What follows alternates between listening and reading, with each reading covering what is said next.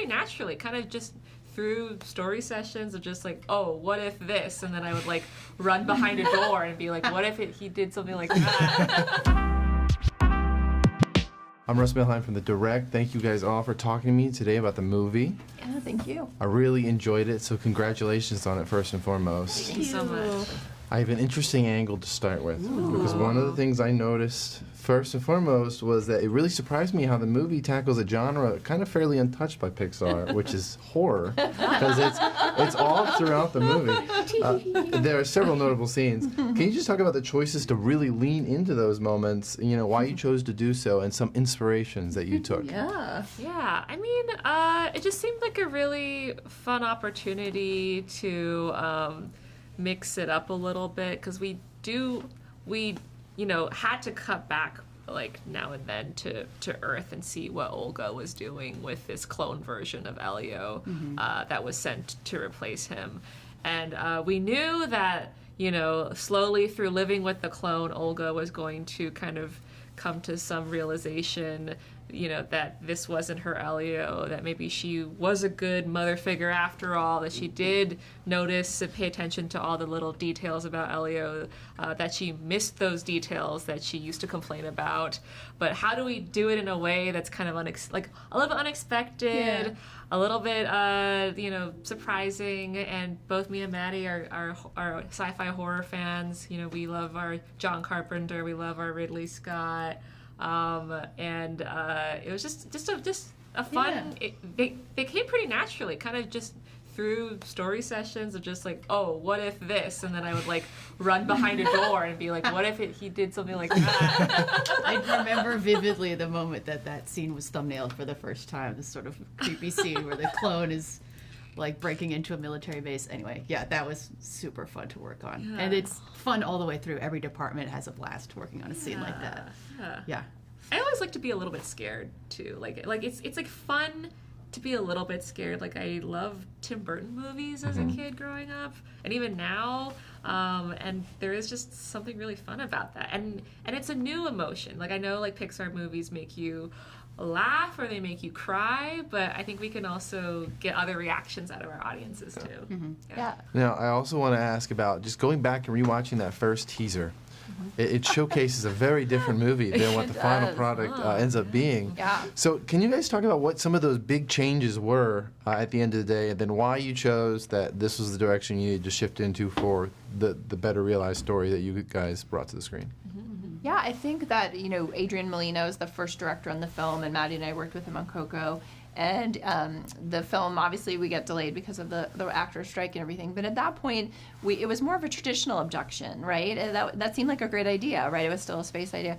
And then when Maddie and Domee started being more involved, they were just like, what if he's always wanted to go to space? And I love that about them, because same with the horror, they take these tropes and they like turn them on their head. And so that was just such a big idea that we were like, wait a minute, this is huge. So it is a big change to come late, but it was so energizing for the whole movie. And that informed then a lot of other pieces of the film. Yeah. We also made a big visual change that I was really excited about, which was changing the aspect ratio to widescreen. Where I think the idea was pitched to us by our DPs, Derek Williams and Jordan Rempel, who were like, if we're going to be making all these changes, we need to pitch this to you now, because it's something that we've been thinking about. Like this is a sci-fi movie. Let's try making it feel a little bit more epic and a little bit more like a classic sci-fi. And they showed us, you know, these tests that they had already run. They'd done all of this on their own, which I could see. I was like, clearly these guys really want to do this. And it was to be honest, it was an easy decision to make the change, because I could see right away from the tests that they did that it made the whole world feel more cinematic, and it made Elio's, even his internal emotional journey, feel more intense. So that was exciting, but it was, you know, maybe a little sweat-inducing to change the aspect ratio partway through. No, the Communiverse is such a vibrant, you know, creative world that you guys made for this movie. Can you talk about the design philosophies there and just how you came to that final grand scope of what it looks like? Yeah, I think a lot. I mean, we were so lucky to have Harley Jessup as our production designer.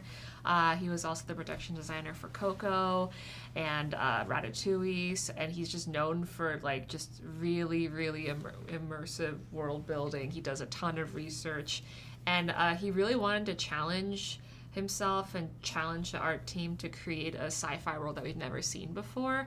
But you know, the aesthetic look of our movies, it all comes down to character and supporting the character.